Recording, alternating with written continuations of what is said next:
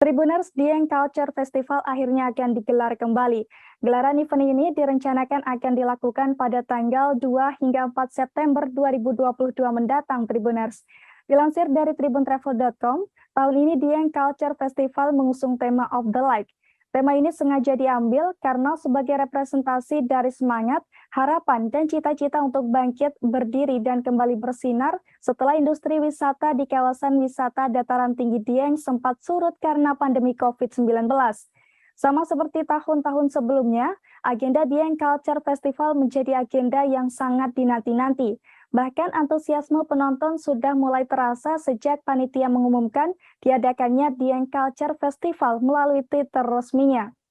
Namun di event tahun ini terdapat perbedaan dalam pemesanan tiket nonton Dieng Culture Festival 2022 Tribuners, di mana paket Dieng Culture Festival 2022 ini dijual secara bundling termasuk homestay. Hanya saja paket bundling termasuk homestay ini langsung habis dalam waktu 1 jam.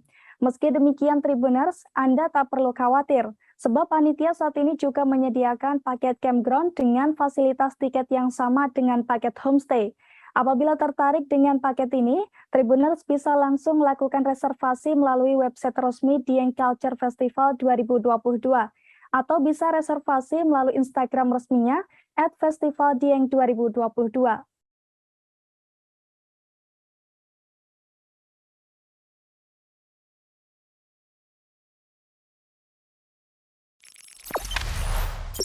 Jangan lupa subscribe, share, komen, dan like ya.